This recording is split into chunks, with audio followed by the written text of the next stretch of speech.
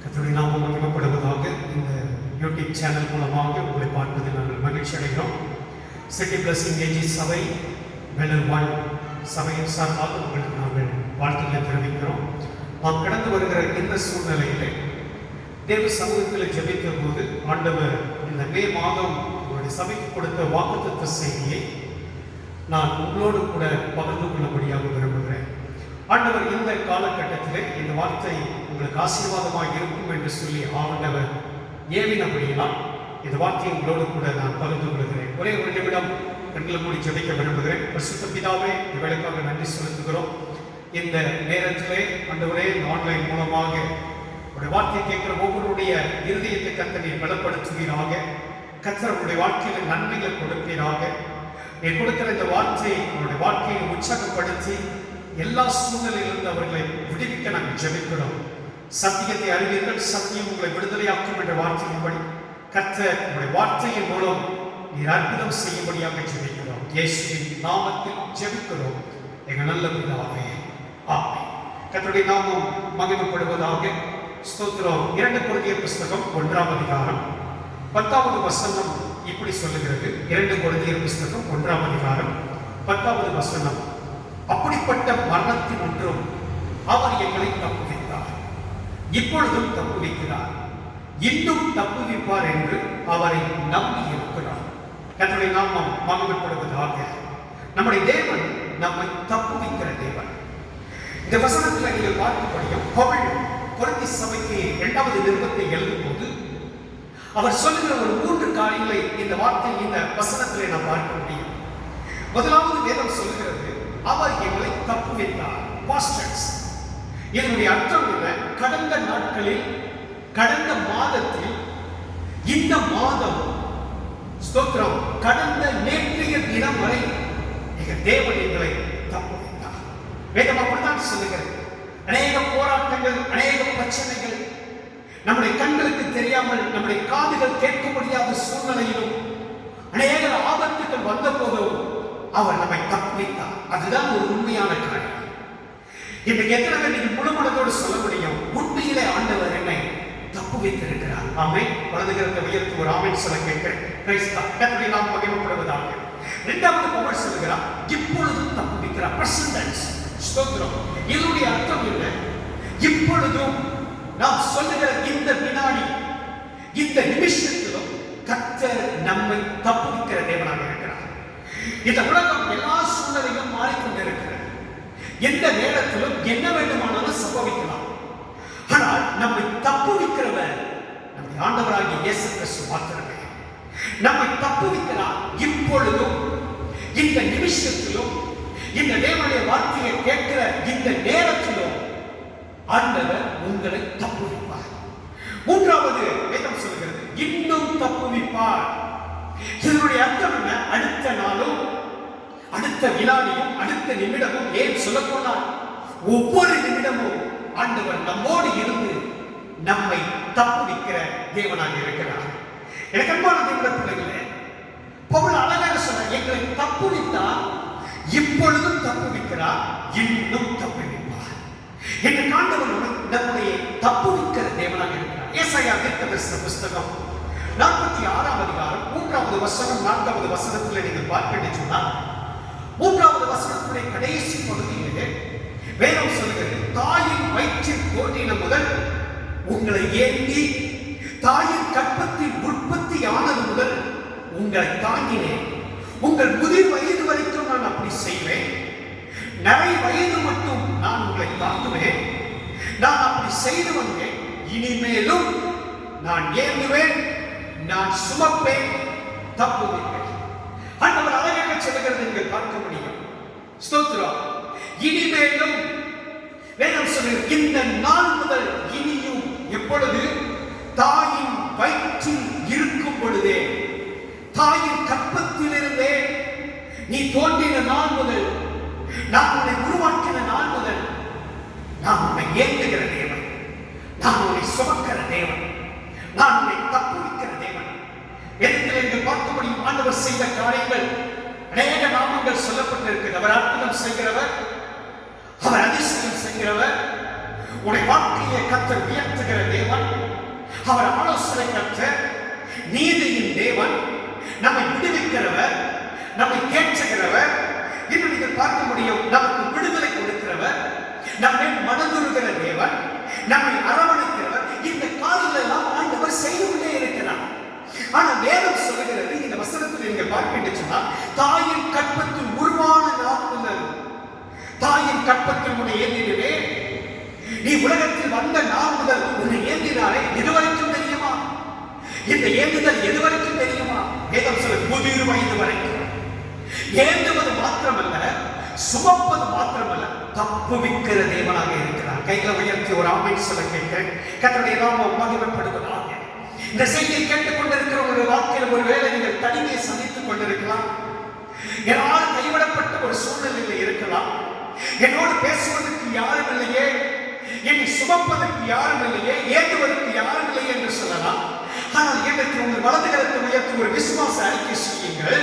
ஏற்றுவதற்கு மாத்திரமல்ல, சுமப்பதற்கு மாத்திரமல்ல, என்னை தப்புவிக்கிற தேவன் என்னோடு கூட இருக்கிறார். ஆமென். கர்த்தருடைய பரிசுத்த நாமத்திற்கு மகிமை உண்டாவதாக. எரேமியா தீர்க்கதரிசன புத்தகம் 15ஆம் அதிகாரம் 20வது வசனத்துடைய கடைசி பகுதியை நீங்கள் பார்க்க வேண்டும் சொன்னால், வேதம் வந்து சொல்லுகிறது, உன்னை தப்புவிப்பதற்காகவோ நான் உன்னுடனே இருக்கிறேன் என்று கர்த்தர் சொல்லுகிறார். இந்த வசனத்தில் நீங்கள் பார்க்க வேண்டும் சொன்னால், உனக்கு விரோதமாக யுத்தம் பண்ணுவார்கள், ஆனாலும் உன்னை மேற்கொள்ள மாட்டார்கள். உன்னை ரட்சிப்பதற்காகவும் உன்னை தப்புவிப்பதற்காகவும் நான் உன்னுடனே இருக்கிறேன். வேதம் அழகாக சொல்லுகிறது, யுத்தம் பண்ணுகிறவர்கள், நமக்கு எதிராக போர் செய்கிறவர்கள், நமக்கு விரோதமாய் தீங்கு செய்ய நினைப்பவர்கள், நம்மை மேற்கொள்ள நினைக்கிறவர்கள், அவர்கள் எவ்வளவு பலவான்களாக இருந்தாலும், மேற்கொள்ளக்கூடிய வழிகள் இருந்தாலும், அவர்களிடத்தில் அதிகமான நபர்கள் இருந்தாலும், கர்த்தர் சொல்லுகிறார், உனக்கு விரோதமாய் யுத்தம் பண்ணுவார்கள், எல்லாம் செய்வார்கள், ஆனால் மேற்கொள்ள மாட்டார்கள். ஏன் தெரியுமா? ஆண்டவர் சொல்லுகிறார், நான் உன்னோடு கூட இருக்கிறேன். ஆண்டவர் சொல்லுகிறார், அவர் நம்மோடு இருந்து நம்மை ரட்சிப்பதற்கு மாத்திரமல்ல, நம்மை தப்புவிப்பதற்காகவும் கர்த்தர் உதவி செய்கிற தேவனாக இருக்கிறார். எனக்கு அன்பான தேவனுடைய பிள்ளைகளே, இந்த செய்தியை கேட்டுக்கொண்டிருக்கிற நேரத்தில் ஏதாவது ஒரு போராட்டத்தில் நீங்கள் இருக்கலாம், ஏதோ ஒரு பிரச்சனைகளை இருக்கலாம், ஒரு போரை நீங்கள் சந்தித்துக் கொண்டிருக்கலாம், ஒரு பெரிய யுத்தத்தின் அனுபவத்தில் இருக்கலாம், விரோதமான காரியங்களோடு இருக்கலாம், அநேக மனிதர்களாலே, அநேக கிரியைகளினாலே, அநேக கட்டுகளினாலே, அநேக பிரச்சனைகளாலே போர் செய்து கொண்டிருக்கிற அனுபவத்தில் கூட நீங்கள் இருக்கலாம். வலது கரத்தை உயர்த்தி ஒரு விசுவாச அறிக்கை செய்யுங்கள். என் ஆண்டவர் என்னோடு கூட இருக்கிறார். என்னை ரட்சிப்பதற்காகவும் தப்புவிப்பதற்காகவும் அவர் என்னோடு கூட இருக்கிறார். அவர் என்னை சுமக்கிற தேவன், என்னை ஏந்துகிற தேவன், எல்லாவற்றுக்கும் மேலாய் என்னை தப்புவிக்கிற தேவனாக இருக்கிறார். வலது கரத்தை உயர்த்தி ஆமென் சொல்ல கேட்கிறேன். ஆமென். கர்த்தருடைய நாமம் மகிமைப்படுவதாக. இந்த நேரத்திலே ஆண்டவர் கொடுக்கிற சில 2-3 குறிப்புகளை உங்களுக்கு நான் கொடுக்கும்படியாக விரும்புகிறேன். நெருக்கடியான ஒரு சூழ்நிலையில், ஒரு பெரிய எதிர்பார்ப்புகளோடு கடந்து போகிற இந்த சூழ்நிலையிலே கர்த்தர் எந்த வழிகளெல்லாம் நம்மை தப்புவிக்க வல்லவராக இருக்கிறார், எதிலெல்லாம் ஆண்டவர் உங்களை தப்புவிக்க போகிறார் என்று சொல்லி கர்த்தர் கொடுத்த வார்த்தையை உங்களோடு கூட நான் பகிர்ந்து கொள்கிறேன். ஒரு மனிதன் கர்த்தரை நம்பி வரும்போது ஆண்டவர் முதலாவது எப்படி தப்புவிக்கிறார்? சங்கீதங்களின் புஸ்தகம் 91ஆம் சங்கீதம், சங்கீதங்களின் புஸ்தகம் 91ஆம் சங்கீதம் 3வது வசனத்தை நீங்கள் பார்க்க என்று சொன்னால், அங்கு வேதம் தெளிவாக சொல்லுகிறது, அவர் உன்னை வேடனுடைய கண்ணிக்கும் பாலாக்கும் கொள்ளை நோக்கும் தப்புவிப்பார். ஆண்டவர் சொல்லுகிற ஒரு வார்த்தை, முதலாவது ஒரு மனிதன் எதிலிருந்து கர்த்தர் அவனை விடுவிக்கிறார்? கொள்ளை நோயிலிருந்து. நோயிலிருந்து அவர் தப்புவிக்க வல்லமையுள்ளவர். இந்த நேரத்தில் நீங்கள் தேசத்தை நோக்கி பார்ப்பீர்கள், தேசம் முழுவதும் ஒரு பெரிய பிரச்சனைகள், ஒரு பெரிய போராட்டத்துக்குள் கடந்து போய் கொண்டிருக்கிறது. எங்கு பார்த்தாலும் நோய்கள், எங்கு பார்த்தாலும் கொள்ளைகள், எங்கு பார்த்தாலும் பிரச்சனைகள், எங்கு பார்த்தாலும் மரணங்கள், எங்கு பார்த்தாலும் சமாதானம் இல்லை. ஜனங்கள் ஒரு சமாதானத்துக்காக, சுகத்திற்காக போராடி கொண்டிருக்கிறதை நீங்க பார்க்க முடியும். ஆனால் இந்த சூழ்நிலையில் ஆண்டவர் இந்த செய்தியை கேட்கிற உங்களை பார்த்து கர்த்தர் எந்த கொள்ளை நோய் வந்தாலும், எந்த வேடனுடைய கண்ணிகள் வந்தாலும், எந்த காரியங்கள் வந்தாலும் அதில் இருந்து அந்த நோயிலிருந்து கர்த்தர் உன்னை தப்புவிக்க வல்லமையுள்ளவராக இருக்கிறார். ஆமென். ஹல்லேலூயா. கர்த்தருடைய பரிசுத்த நாமத்துக்கு மகிமை உண்டாவதாக. லூக்கா எழுதின சுவிசேஷம் 8ஆம் அதிகாரம் 43வது வசனத்தில் நீங்கள் பார்ப்பீர்கள் சொன்னால், அப்பொழுது 12 வருஷமாய் பெரும்பாடுள்ளவராய் இருந்து தன் ஆஸ்திகளை எல்லாம் வைத்தியர்களுக்கு செலவழிக்கவும் ஒருவனாலும் சொஸ்தமாக்கப்படாத ஒரு ஸ்திரீ இருந்தார். இந்த சம்பவம் எல்லாருக்குமே நமக்கு தெரியும். வேதம் தெளிவாக சொல்லுகிறது, இந்த வசனம் அழகாக சொல்லுகிறது. 12 வருடம் தன்னுடைய சரீரத்தில் இருக்கிற பலனெல்லாம் போய்விட்டது சகோதரிக்கு. அநேக வைத்தியர்களுக்கு பணத்தை எல்லாம் செலவு செய்தார். வேதம் சொல்லுகிறது, அவள் வைத்தியர்களுக்கு பணமெல்லாம் செலவு செய்திருந்தோ விளக்கம் சொல்லப்படுகிறது. ஆண்டவர் தெளிவாக சொல்லுகிறார், ஒருவனாலும் சொஸ்தமாக்கப்படுத்த முடியவில்லை, யாராலும் குணப்படுத்த முடியவில்லை, யாராலும் தேவனை அனுபவிக்க சுகமாக்க முடியவில்லை. கண்பான தேவனுடைய பிள்ளைகளே, ஒருவேளை இப்படிப்பட்ட சூழ்நிலையில் உங்கள் வாழ்க்கை கடந்து போகிறதா? மருத்துவமனைக்கு போய் இந்த குறிப்பிட்ட வியாதி நிமித்தம் நிறைய பணங்களை செலவு செய்த, பல வருஷமாக இந்த நோய் வாழ்வதற்கு பல காரியங்களை நான் செய்துவிட்டேன். எல்லாரும் சொல்லுகிறார்கள், கொஞ்ச நாட்களில் சரியாயிடும், இன்றைக்கு சரியாயிடும், நாளைக்கு சரியாயிடும் என்று சொல்லுகிறார்கள். ஒரு மாற்றமே இல்லை என்று சொல்லி ஏங்கிக் கொண்டிருக்கிறாயா? கர்த்தர் காலை நேரத்தில் ஸ்தோத்திர, கர்த்தர் இந்த செய்தியை கேட்டுக் கொண்டிருக்கிற நேரத்தில் உங்களோடு கூட கர்த்தர் சொல்கிறார், நான் உன்னை சுகப்படுத்த வல்லமையுள்ளவராக இருக்கிறேன், இந்த வியாதியிலிருந்து உன்னை தப்புவிக்க வல்லமையுள்ளவராக இருக்கிறேன். இன்னொரு வசனத்தை உங்களுக்கு கூட்டிட்டு காட்ட விரும்புகிறேன். லூக்கா எழுதின சுவிசேஷம் 13ஆம் அதிகாரம் 11வது வசனத்தில் நீங்கள் பார்ப்பீர்கள் சொன்னால், அப்பொழுது 18 வருஷமாய் பலவீனப்படுத்துகிற ஆவியை கொண்ட ஒரு ஸ்திரீ அங்கே இருந்தால், வேதம் சொல்லுகிறது, அவர் எவ்வளவு நிமிர முடியாத கூலியாக இருந்தார். யோசித்து பாருங்கள், 18 வருஷம். முதலாவது பார்த்தோம் 12 வருஷம், இங்கு சொல்லப்படுகிறது 18 வருஷம். இந்த மகளை பலவீனப்படுத்துகிற ஆவி நிமிர முடியவில்லை. ஆனால் வேதம் சொல்லுகிறது, இயேசு தொட்டு அவளை சுகப்படுத்தி விடுதலையாக்கினார். எனக்கு அன்பான தேவனுடைய பிள்ளைகளே, இந்த செய்தியை கேட்டுக் கொண்டிருக்கும் வாழ்க்கையில சில வருஷங்கள் பலவீனத்தின் பாதைகளை கடந்து போகலாம். எத்தனை வருடம் என்று எனக்கு தெரியாது, கர்த்தருக்கு தெரியும். பல வருஷங்கள் போராடி கொண்டிருக்கலாம், ஒரு பெரிய யுத்தத்தை நீங்கள் சந்தித்துக் கொண்டிருக்கலாம். ஆனால் இன்றைக்கு ஆண்டவர் சொல்கிற ஒரு வார்த்தை, வியாதி உன்னை அணுகாது, ஒரு சேதமும் வராது. தைரியமாய் விசுவாச அறிக்கை செய்யுங்கள், கர்த்தர் என்னை எல்லா கொள்ளை நோயிலிருந்தும் தப்புவிப்பார். நீங்கள் அறிக்கை செய்ய வேண்டிய விசுவாச அறிக்கை, இந்த கொள்ளை நோய் என்னை அணுகாது, என் பிள்ளைகளை அணுகாது, என் கணவரை அணுகாது, என் மனைவியை அணுகாது, என் குடும்பத்தை அணுகாது, என் குடும்பத்தை சுற்றிலும் கர்த்தர் பாதுகாப்பாக இருப்பார். சங்கீதம் 91ஆம் சங்கீதம் 10வது வசனம் சொல்லுகிறது, பொல்லாப்பு உனக்கு நேரிடாது, வாதை உன் கூடாரத்தை அணுகாது. எந்த பொல்லாப்பு, எந்த தீங்கோ, எந்த காரியங்களும் உங்களுடைய குடும்பத்தை அணுகாது. வாதைகள், எந்த நோய்களும் நம்முடைய குடும்பத்தையோ, பிள்ளைகளையோ, சொந்தங்களையோ, உறவுகளையோ, எங்களை எதுவும் அணுகாது என்று சொல்லி கைகளை உயர்த்தி விசுவாச அறிக்கை செய்து நீங்கள் ஜெபியுங்கள். அந்த வார்த்தை உங்களுக்கு பாதுகாப்பை கொண்டு வரும். வேதம் அதான் சொல்லுகிறது, ஆண்டவர் இந்த கொள்ளை நோயிலிருந்து தப்புவிப்பார்.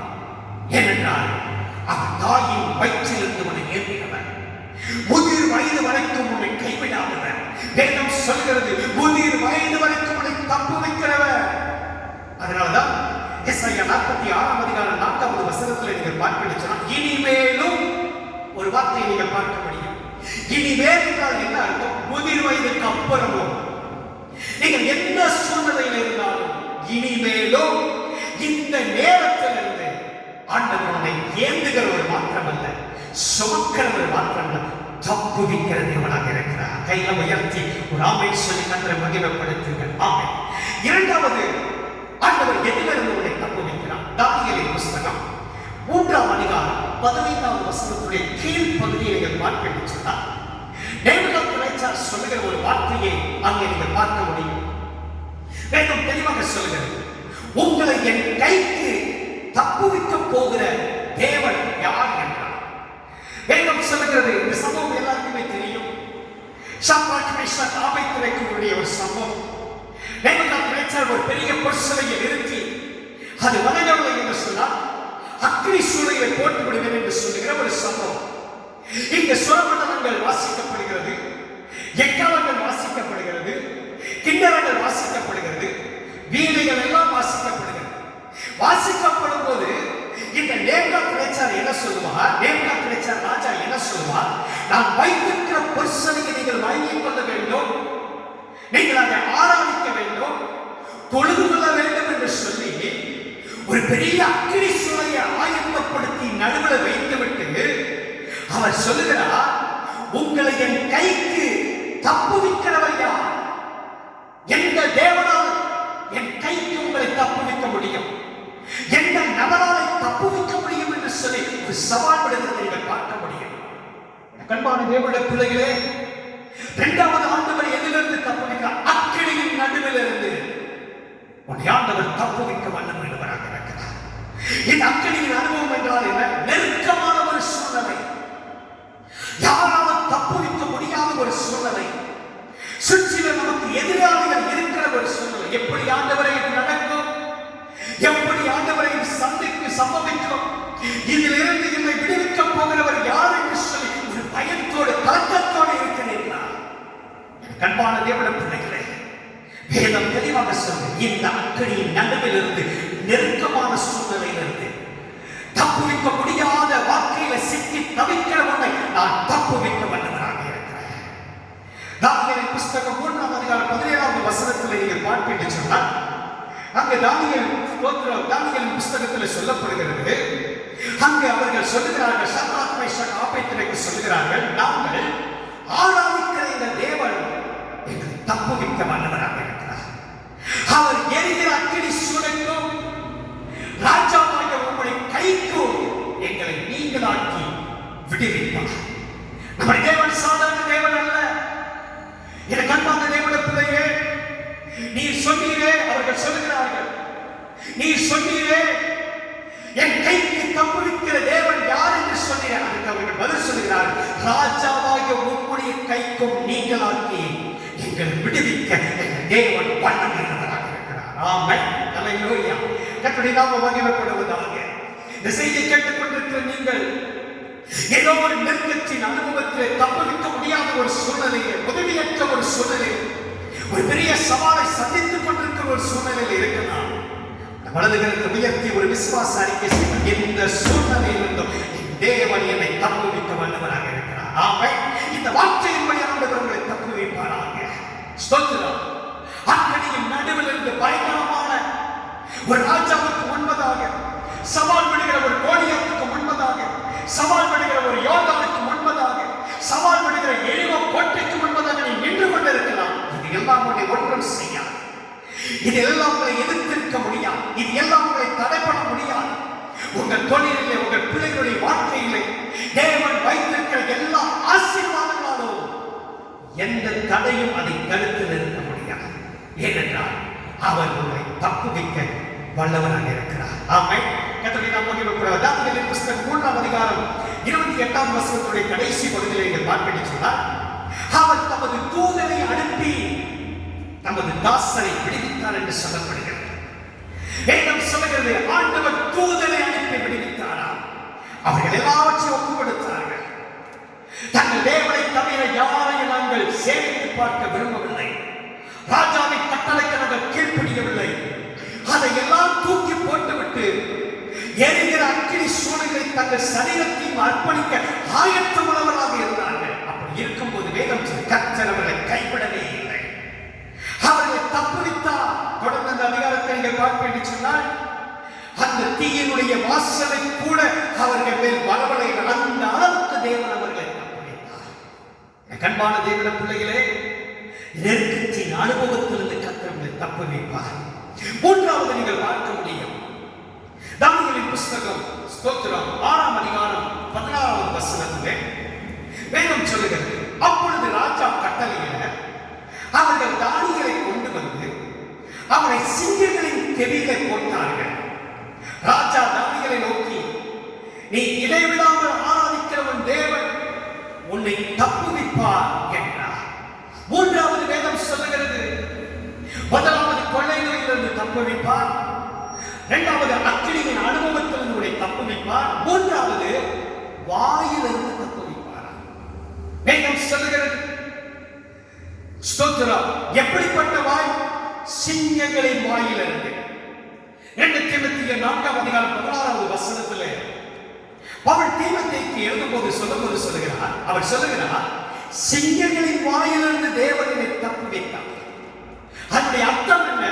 பவுலுடைய வாழ்க்கையில் சிங்கங்கள் என்பது ஒரிஜினல் சிங்கம் அல்ல, சிங்கங்களை போல பேசுகிறவர்கள், சிங்கத்தை போல கெச்சிக்கிறவர்கள், சிங்கத்தை போல பயமுறுத்துகிறவர்கள்.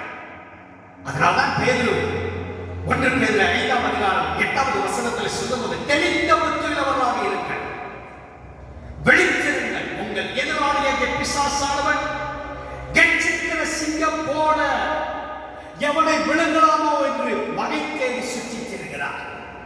எனக்கு அன்பான தேவனுடைய பிள்ளைகளே, இதே காரியத்தை தான் பவுல் சொல்லுகிறார், சிங்கங்களின் வாய்க்கேனை ஆண்டவர் தப்புவித்தார்.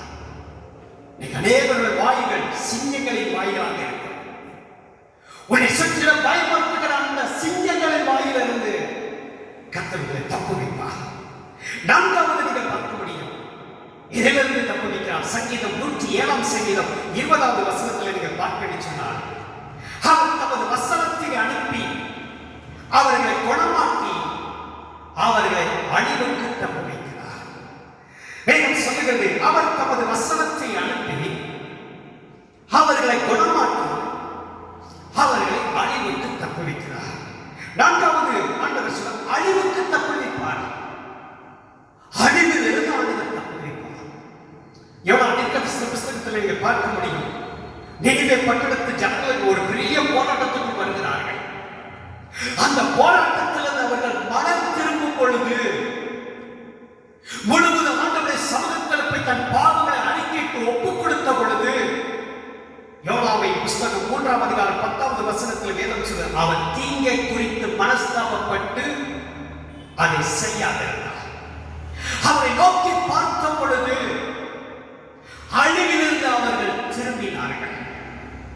அவர் முகத்தை பார்த்ததுனால், எனக்கு அன்பான தேவனுடைய பிள்ளைகளே, இன்னைக்கு வேதம் சொல்லுகிற ஒரு வார்த்தை உங்களுக்கு சொல்லுகிறேன், நீங்க அவர் முகத்தை பார்த்தால் கர்த்தர் உங்களை தப்புவிப்பார். கொடிதான பிரச்சனைகள் போராட்டத்துக்கு மத்தியிலே கடந்து போகிறீர்களா, அவர் முகத்தை நோக்கி பாருங்கள். அவர்கள் அவர் முகத்தை நோக்கி பார்த்து பிரகாசம் அடைந்தார்கள், வெட்கப்படவில்லை. கர்த்தர் ஒரு நாள் உங்களை வெட்கப்படுத்த மாட்டார்.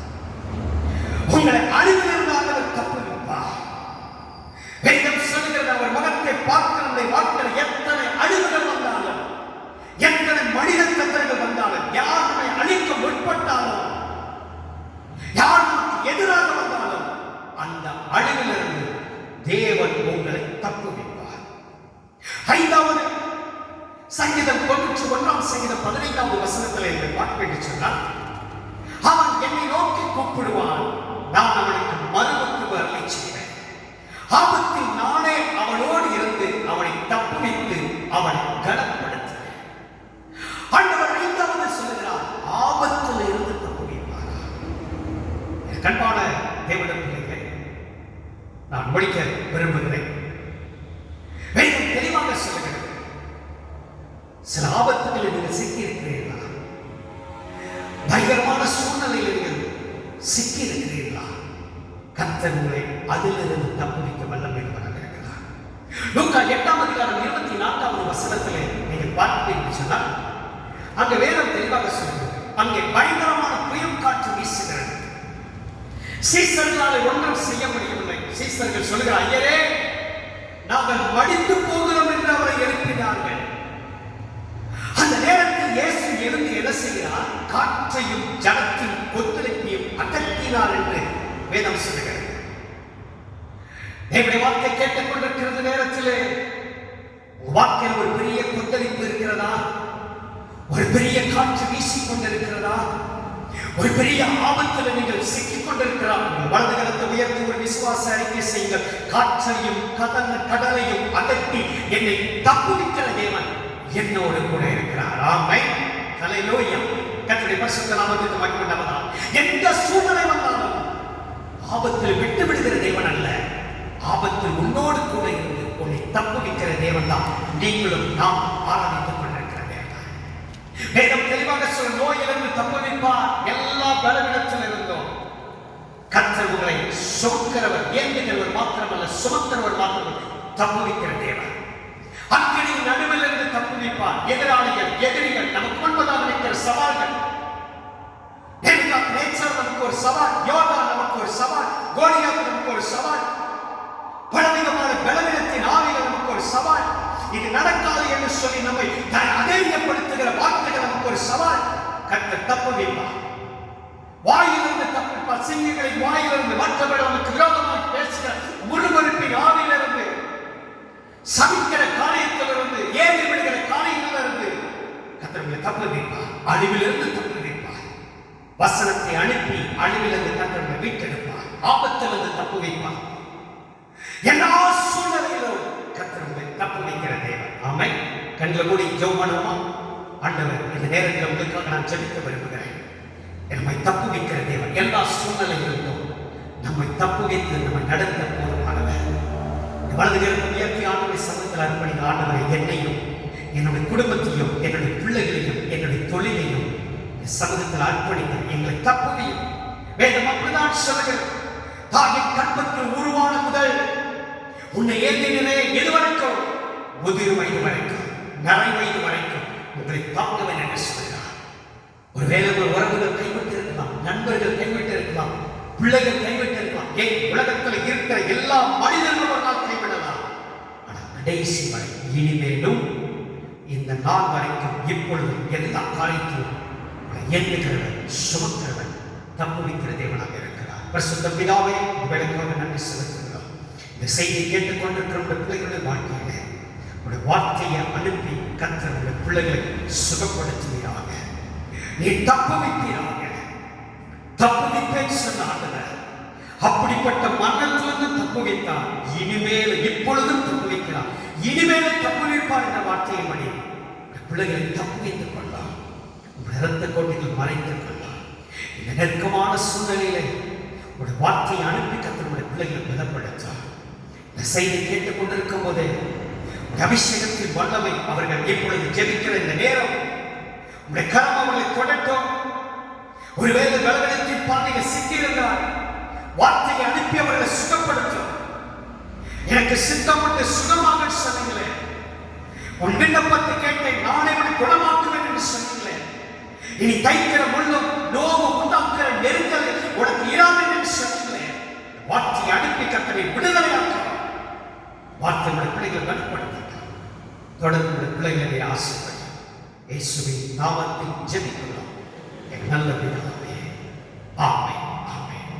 கர்த்தருடைய நாமம் மகிமைப்படுவதாக. செய்தி நிச்சயமாகவே உங்களுக்கு ஆசீர்வாதமாக இருந்திருக்கும் என்று சொல்லி நாங்கள் விசுவாசிக்கிறோம். ஸ்தோத்திரம். தொடர்ந்து ஆண்டவர் கொடுக்கிற வார்த்தையை நான் இந்த யூடியூப் மூலமாக உங்களோடு கூட பகிர்ந்து கொள்வேன்.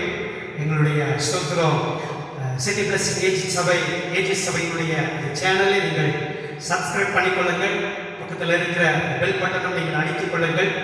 நாங்கள் என்னுடைய வார்த்தை கர்த்தர் பேசும்பொழுது அதை உங்களுக்கு நாங்கள் கொடுப்போம். ஆண்டவர் சித்தமானால் ஞாயிற்றுக்கிழமை ஆராதனையினுடைய தேவனுடைய வார்த்தையை உங்களுக்கு கொடுக்க நாங்கள் பிரயாசப்படுகிறோம். கர்த்தர் இந்த வார்த்தையின் மூலம் உங்களோடு கூட இடைபெறுவானாக. கர்த்தர் ஆசீர்வதிப்பானாக.